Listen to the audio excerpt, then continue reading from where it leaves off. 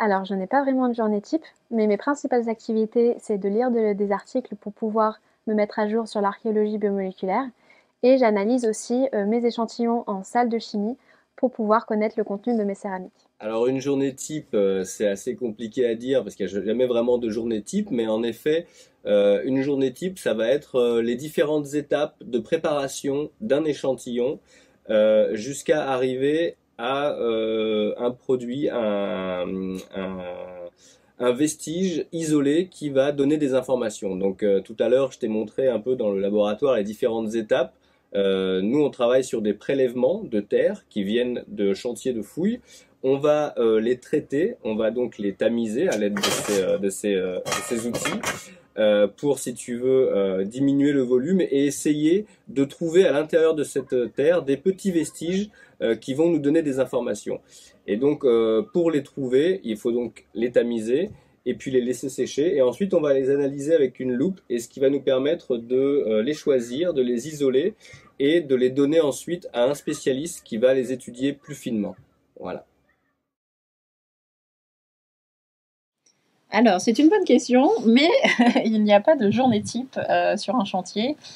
Les tâches sont très variées, donc ça dépend vraiment de ce qu'on est en train de faire et du poste qu'on occupe finalement. On peut être à la fouille, à la truelle toute la journée, ou à la pelle et à la pioche, ça dépend.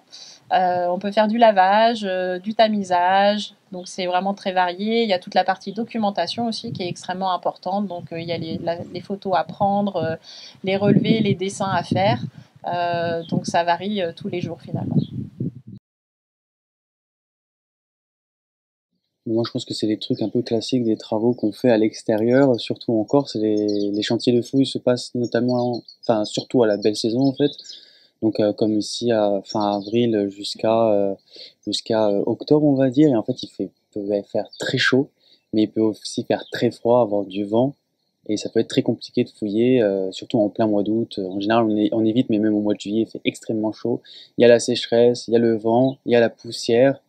Et il faut parfois être à califourchon sur les pierres, tout ça sous un soleil de plomb, donc c'est ça le plus dur, je pense.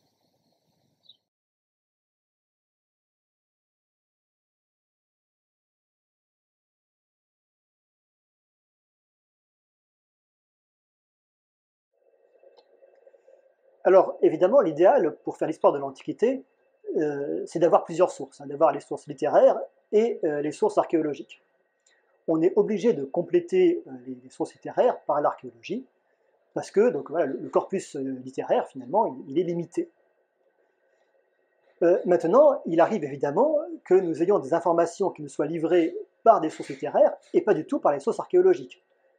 Pour prendre un exemple local, hein, on sait par Polybe, l'historien Polybe, qu'en 154 avant notre ère, eh bien, les Celto-Ligures ont assiégé la cité grecque de Nicaïa, c'est-à-dire Nice. Or, comme on n'a retrouvé quasiment aucun vestige de la Nicaïa grecque, eh bien, cet événement n'a laissé aucune trace archéologique. Donc on ne le connaît que par les sources littéraires. Inversement, eh bien, il existe beaucoup de choses qu'on ne connaît que par l'archéologie. Par exemple, on a découvert sur une île de la mer Égée, Despotico, un énorme sanctuaire d'Apollon qui date de l'époque archaïque. Il est massif, hein, il a laissé des grosses traces archéologiques. Manifestement, il était très largement fréquenté par tous les marins de la Méditerranée, mais aucun texte ne nous en parle. Et puis évidemment, il y a le cas de ces cultures comme la civilisation minoenne, au 3e, 2e millénaire avant notre ère, qui n'a pas laissé de texte. Ou plus précisément, il a laissé des textes, mais dans une écriture, le linéaire A, qu'on ne sait pas déchiffrer. Et du coup, on en est réduit à ne compter que sur les données archéologiques. Et là, évidemment, c'est moins riche parce qu'on ne peut pas faire l'histoire événementielle de cette culture. On ne connaît aucun nom de roi, on ne connaît aucun nom de bataille, mais donc l'archéologie doit tout dire par elle-même.